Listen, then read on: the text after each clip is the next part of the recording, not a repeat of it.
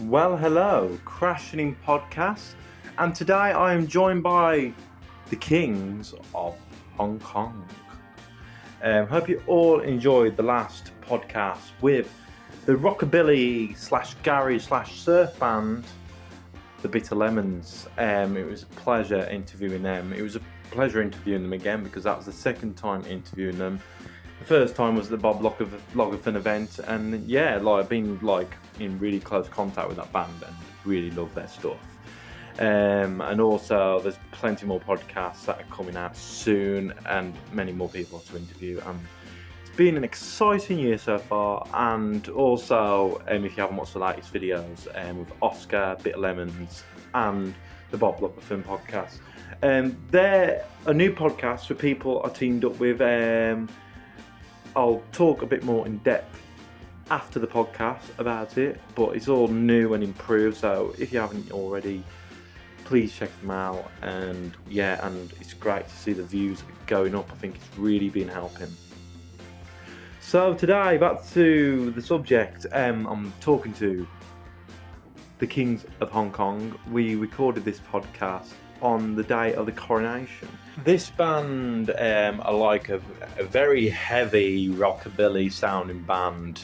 Rockabilly, psychobilly, punky, very rocky in my opinion, and I just love their sound. They recently released an album and I really highly recommend people giving it a listen. It's got to be on the list of favourite albums of the year. There's a lot of stuff coming out this year and I'm really impressed, and local musicians and independent musicians wise, it's been brilliant. So please listen to their latest album, and also they have other releases, so check them out as well. They're all on Spotify. But we get talking in depth about their latest album, then we get talking about the gig at the Night Owl, and we get talking about how they got into that style of music out of all the music genres. So yeah, it's a very interesting chat. And also I'll be putting up some footage of their gig, and yeah, it's a good one today. Good music, and I recommend, if you want to go see them live, go see them, but make sure you bring your earplugs, because blooming hell, they were loud, they were brilliant, and that's the way I like it. I love loud bands in your face that grab your attention and stuff like that, and these are a band that really grabbed my attention. And the name Kings of Hong Kong is just, for some reason, a really good name. It really attracted me and drew me into checking them out. And when I saw this event pop up on the Night Owl page, I was like, oh, this looks like my thing. So yes, thank you to the Kings of Hong Kong for joining me for this podcast, and I hope that all enjoy listening to it. Also, I haven't checked out the footage, the audio yet. This was recorded on my phone, pretty standard, as gone back to the old podcast days. Unfortunately, the camera crew couldn't join me because they had plans. So yeah, I hope you can hear them well, and I hope you all enjoy. And I'll talk to you in a bit and talk in depth about the camera crew.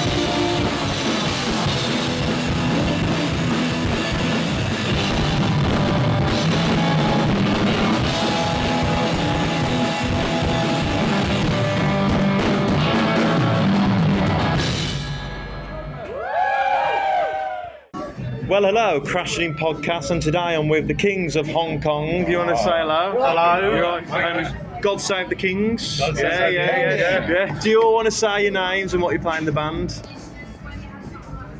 Chris Martin, vocals and rhythm guitar. Greg Oiken, drums and sometimes vocals, but I'm not allowed normally. Mick Garvey, double bass, and I scream. Marcel T, I play lead guitar, backing vocals as well. Cool. And are you looking forward to the gig tonight at the Night Out? Very much so, yeah.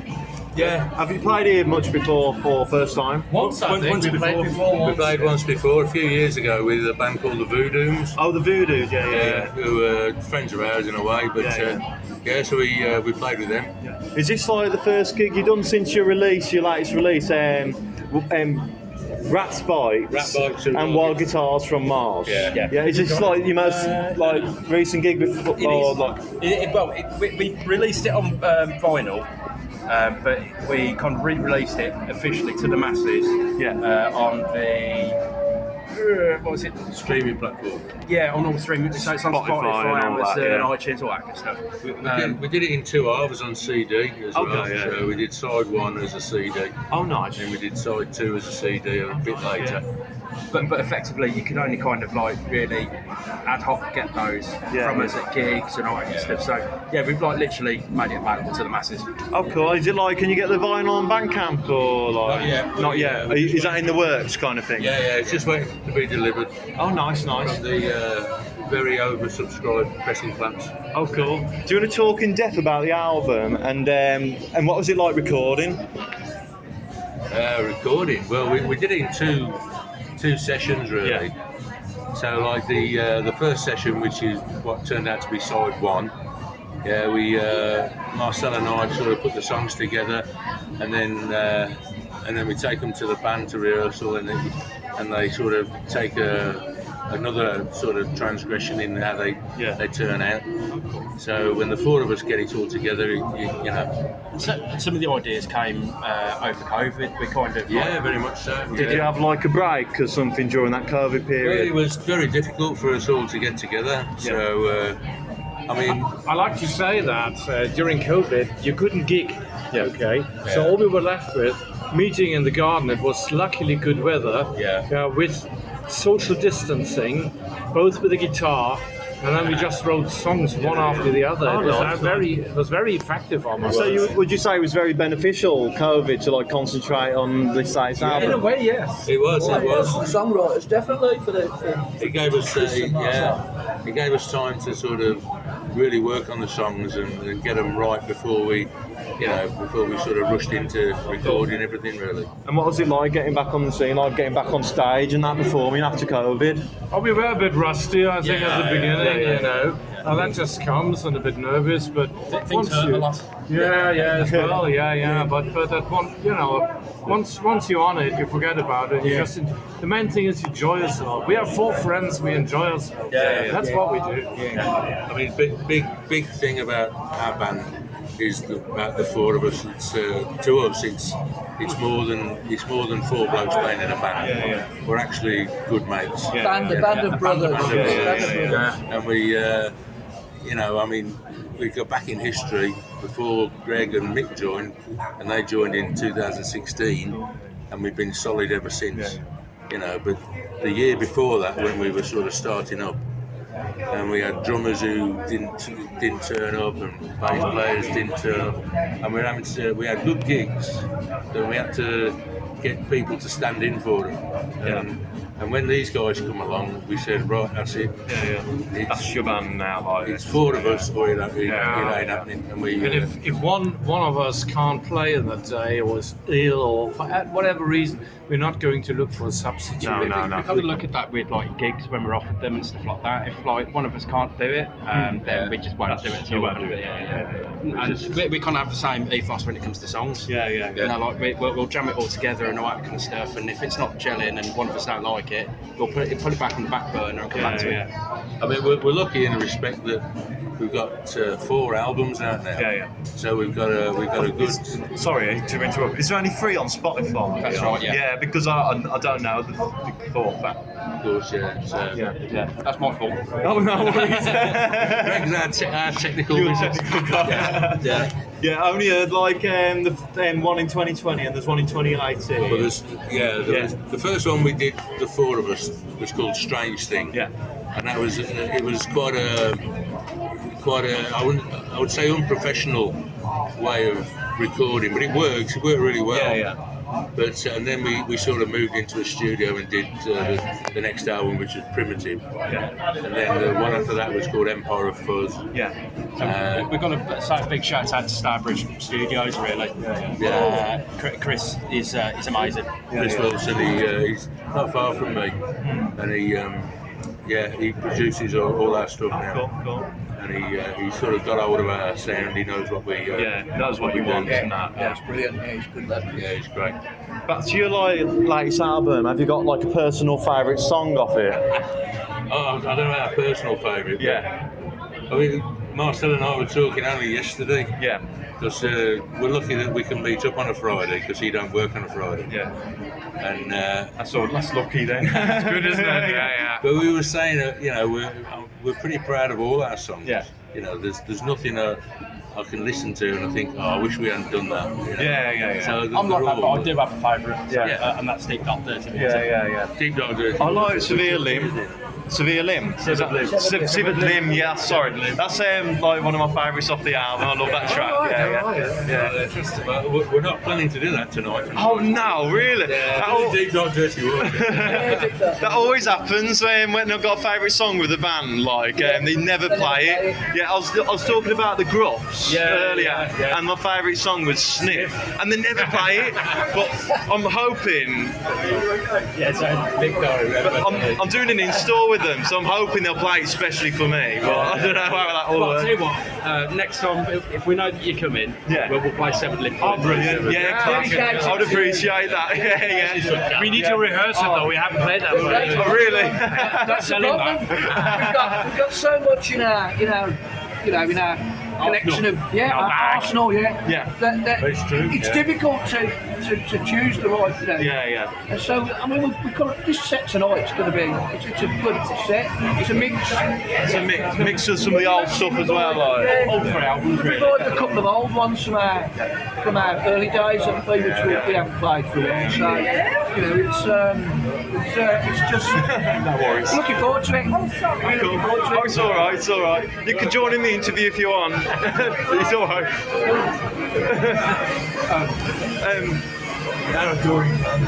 Yeah, you got loads of fans here. It's like the Beatles, isn't it? Better than the Beatles. Yeah. We'd rather be the Stones. Let's talk about. I'm more of a Stones fan than the Beatles, to be honest.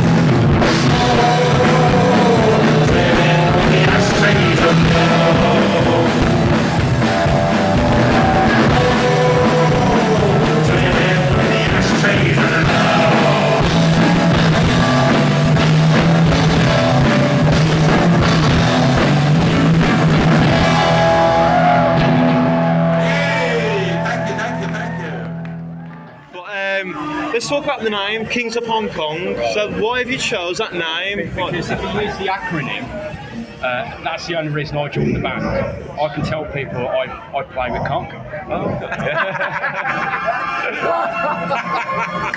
on, Greg, loving the drink. I'm fully, LGBT'd up. Go on, tell him at the beginning where the name come from. Well, when we started, I was trying to think of a name, and I had a few names that I sort of penciled down, and I thought about the Shanghai Royals at one point. Oh, that's a good one. And then, but I thought it was all right, and then it said, "Nah, it sounds like a packet of fags." And then I had things like Kings of Reverb, but that didn't work. And then I saw a Chinese 60s Hong Kong thriller. Yeah. And I thought, Kings of Hong Kong, that'd be great. Yeah, that sounds good, man. And did you I noticed there's that royalty thing going on. Like, did you always want that royalty name in Kings or something like that? Really, I didn't think of it like that, to be honest. Yeah. But, it was just happened, kind of thing. happened. Yeah. So what about you wear masks in your performance and that? So where did that idea come from? Is it a Hong Kong thing or Well, remember the film Kill Bill? Kill Bill, yeah. Well, we all used to wear black suits and white shirts, black ties, with the masks. Yeah. And I thought, the Crazy 88 and Kill Bill were just fucking great. Cool, yeah. It's a cool look, man. Yeah. So that's where that's nice. from. It's a good look as well. So it puts you out as something different and stuff like that. Well, I mean, at the time, there's quite a few bands who wear masks, so we weren't doing anything that sort of original, but just thought, well, it just gives us something different. It gives you a look. Yeah. I kind of like it when bands wear masks and that, because many bands just kind of dress the way they like and that. But I like it when bands have masks or a certain look, the way they dress the same and stuff like that, and it looks cool. And so, have you got anything upcoming after this?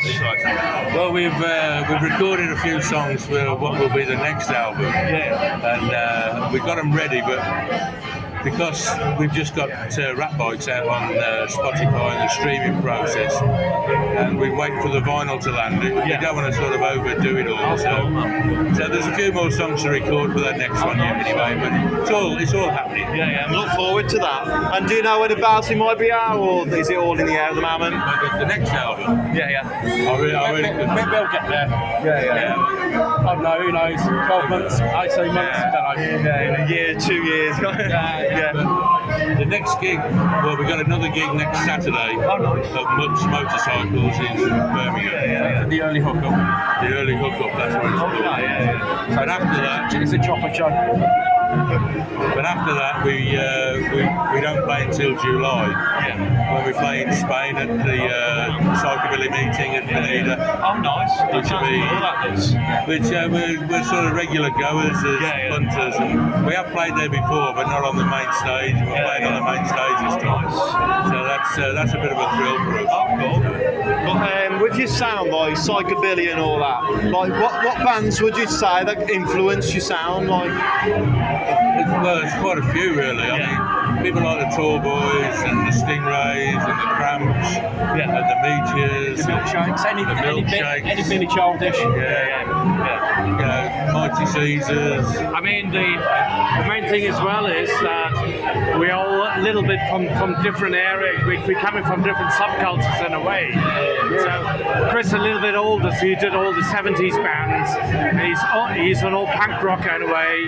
He loves the Cramps. His favourite, Yeah, I love them all, And I was basically in the 80s, that's when I was interested in music, teenager. I loved the Meteors, and it still sticks with me. And pretty much like Mick here, he's a hardcore psychobilly. And Greg listening to anything like, I'm pretty much the same. 1 minute I could be listening to Aphex Twin Square Pusher.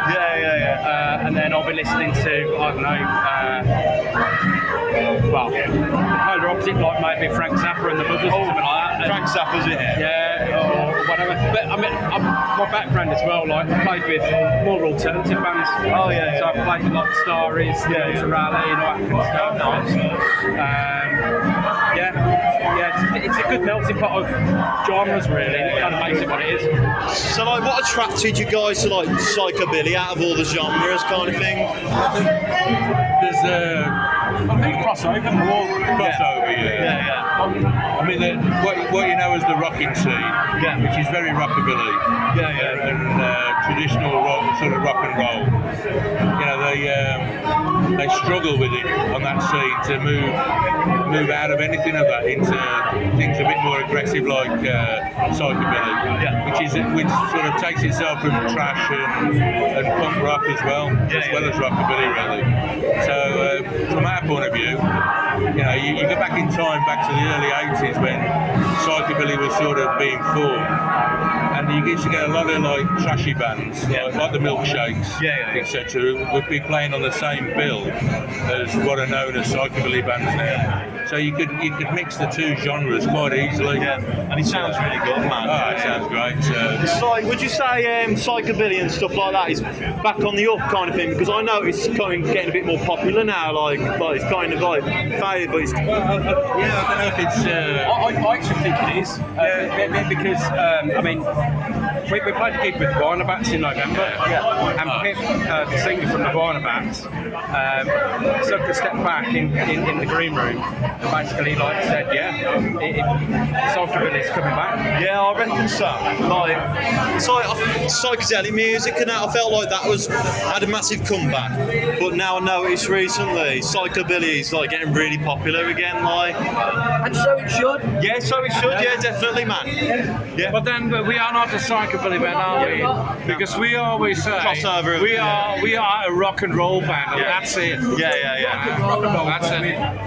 psychobilly tendencies and Trash. garage trash. I mean, you think about a band like the Cramps, and people lump them in with being psychobilly, and I've been a big fan of theirs for a long time, and I've never considered them to be a psychobilly band. They're a rock and roll band. Crossover, like garage and shit like that. Like a rock and roll band, that's all it is. The first tune that the first proper tune that we go into tonight. Bikes, beers and wild guitars. I guess you would call that really a punk song. That is punk. It's fast. It's hard. You know. I definitely think you guys would like suit a night on putting on. It's more like a rock night kind of thing, but it's called Raw Power, and I'm like looking for like bands along the lines of garage, punk, and stuff like that, and rock. Yeah. That's what I named it. I look one of my favourite bands, and I'm looking for like bands like very raw and dirty kind of thing, and loud. Yeah, definitely, man. Get any dirtier than a band name called like Cock. But that's what attracts me to a band, something loud, something that grabs me, like and very quick songs and stuff like that. But is there anything else you'd like to add before we go? No, I'd just like to, thanks for a night out putting us on, and hope it's a great night. Yeah, looking forward to it, mate. Looking forward to it. And thank you for reaching out and interviewing us. Oh, no problem. And you know, anyone listening, check us out online, Spotify, Amazon, iTunes, normal places. Give us a listen. You might even like us. Buy our shit, t-shirts, CDs. Fantastic. Thank you very much. Yeah, no problem. Also, before we go, have you got anything inspiring to say to the listeners? Just stay true, rock and roll. That's it. Rock and roll is life. Yeah, definitely, man. That's all. It's a lifestyle, man. And it should be the lifestyle we all should lead, man. And just be yourself. It's a better world. Yeah, definitely, man. Yeah. Thanks again. See you later and enjoy your gig tonight. God save the Kings. Thank you very much. Cheers, man. Thank you.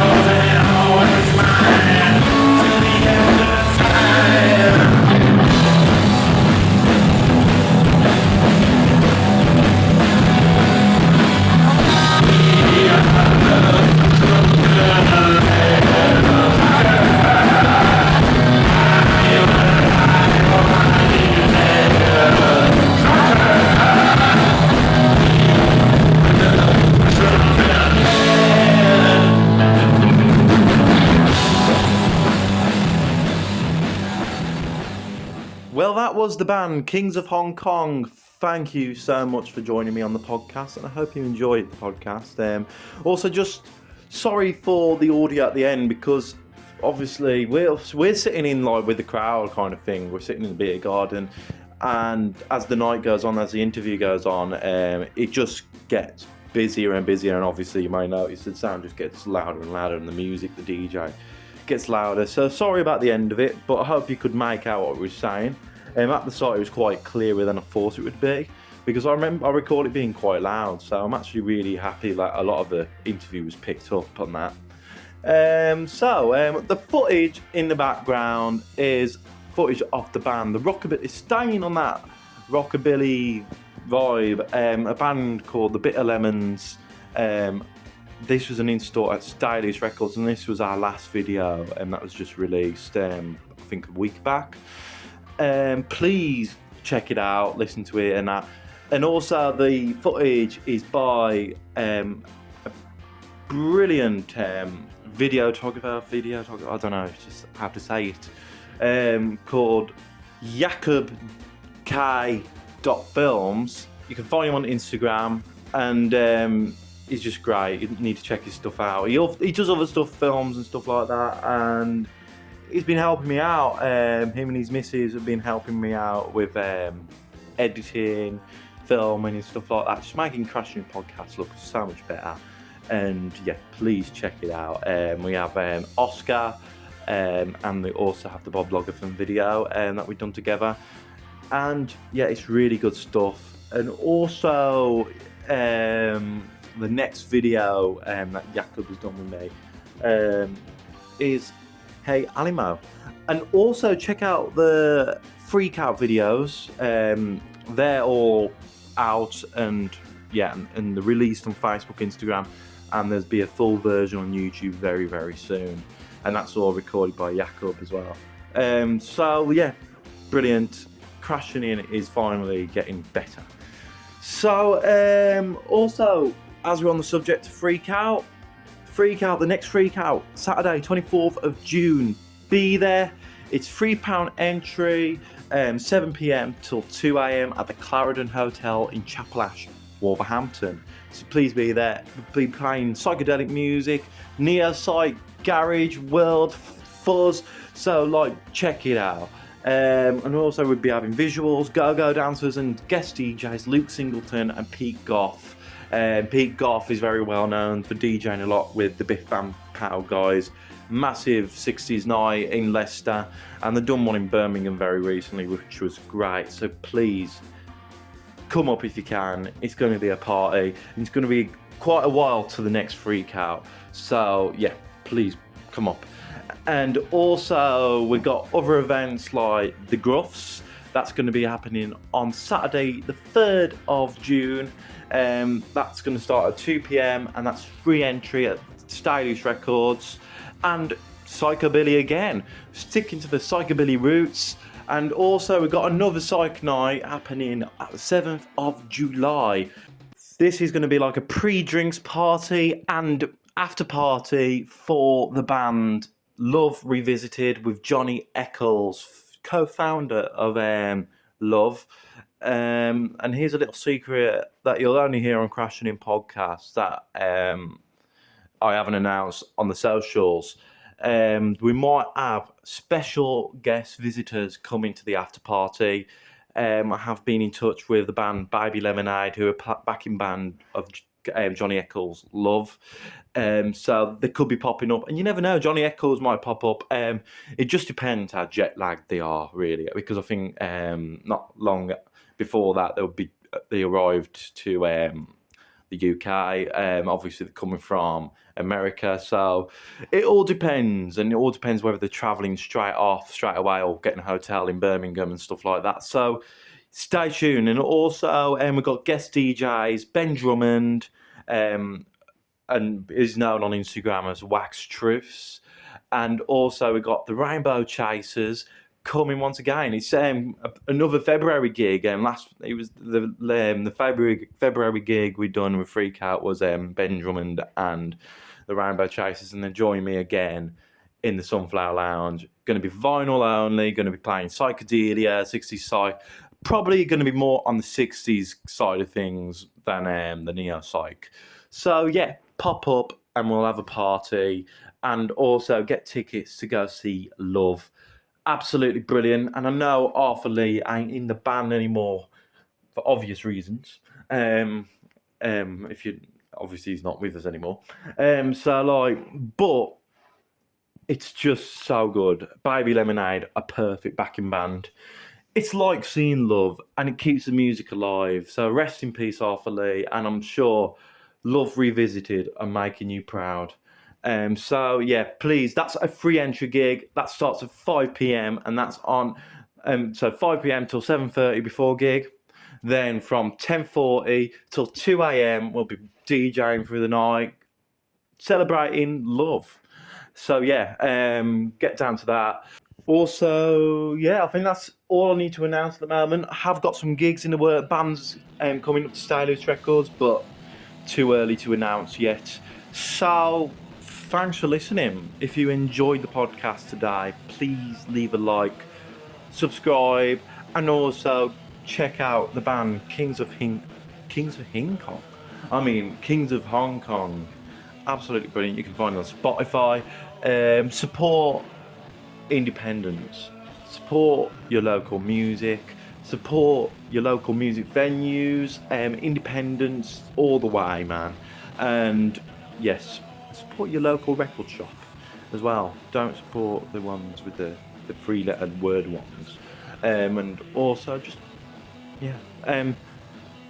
don't be a dick. And yeah, that's all I got to say today. Take care. Hope you all have a great week, and I think the next podcast will be Hey Alimo. If not, it's going to be one of the podcasts that's been due to be released for a long, long time. See you later, take care, bye bye for now.